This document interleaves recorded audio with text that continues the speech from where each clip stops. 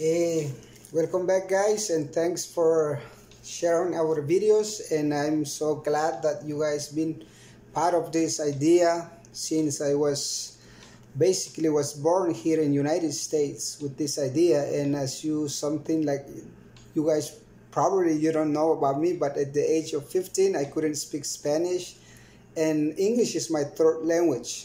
So it has been a huge journey during my lifetime, and I am around my 30s now, so I'm not gonna tell you my age. As you can see, this is who I am, and this is part of my culture. And but this it has been a year that we launched our first book. I say our because I think all the people who lives in the United States or who has been moved, forced to move in this country as immigration people, or people who immigrated in this country looking for a better life. So, but it has to do a lot with this corrupted politician in Mexico, Central South America. So that's why this book took me like 3 years during I think 26, 27, 28, 29. And then I start writing this book because I think it is important that this generation he can learn about it, especially but the ordinary people like me or like somebody else that has a job that works every day, but we don't see what's going on inside the movement, politician movement, union members. So I had the opportunity to live with one of the biggest organizer union member, which is Joviel Acevedo, which is General Secretary of unions, teachers, workers in Central America, especially in Guatemala. And I saw how corrupted all these leaders, all these organizers, with the complicity of these politicians, that they run the country, that they run any administration. In this case, Alvaro Colom, he was a president of Guatemala during 27 to 29. And that time I was basically living, I saw closely how corrupted those politicians are, in complicity with these union members, like I said, Joviel Acevedo. So I describe how they hide all the money that that's why we saw so many villages, no schools, no health cares, no jobs. It's all about the corrupted system in the Americas countries. And I talk about a problem that I've been exploring for the last couple of years, which is Belize. Belize is a land of Mayas, but has been occupied by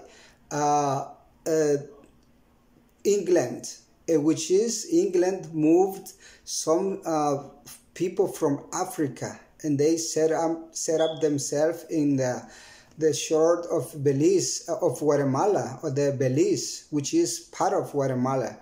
And then the government during 1991, they sold the Belize land to England, so that way they became as independent. But we don't have the Quechis, Mayan people, and both sides, which is in Petén, in Belize, we don't have any borders, because basically the land still in dispute.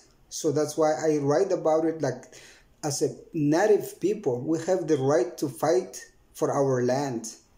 And I describe here too that as flags and money and borders that have divided us as a Native American people of this continent. So that's why I presented this some kind of to describe, to identify ourselves as people of this country. And especially I talk about the story of this country too, the United States. It has to do a lot with foreign policies.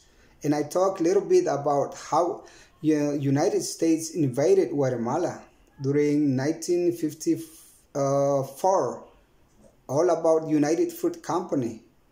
And now, so that's why so many people, they moved to United States. And now they've been pushed out lately about this Trump administration, calling them rapists or illegals or drug dealers and all what you have seen. So, but basically this idea comes from someone that is really identifies himself as real Native American people like myself. So that's why it has been a year since we published our book in Amazon. I hope you can check it out, and I hope you can follow us on our social media, which is in YouTube, America APG, and in social media. You can follow me as Pablo Winil Escobar, which is I talk about pretty much about this, and I hope you can visit our page on Facebook, which is APG, and I have more topics about it, but basically it's about the idea of a new orders that we as the people of this continent, we can be part of it.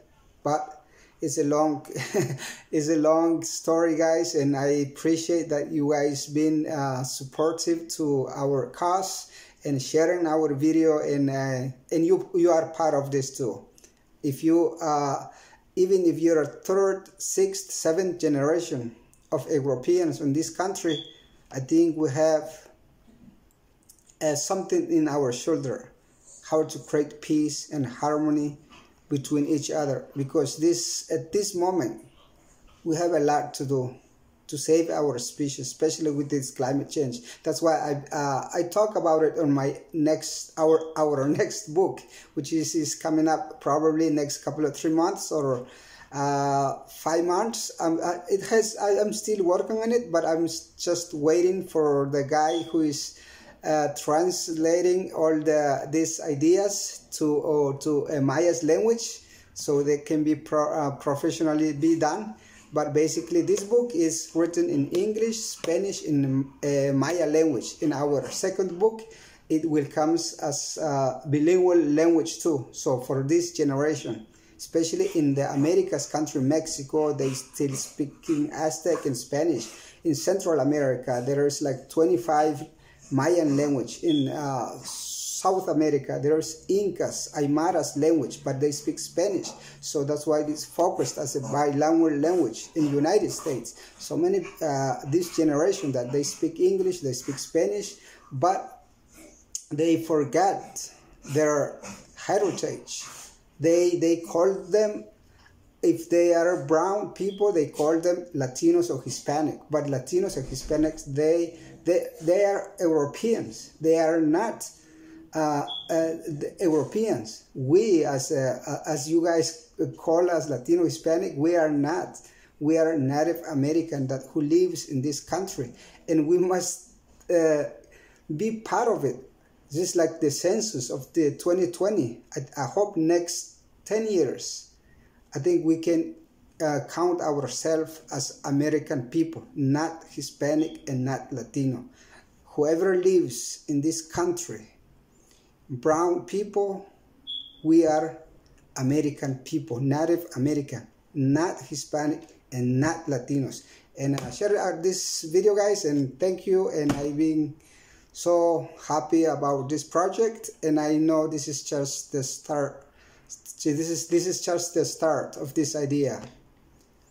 Thank you, guys. Share this video.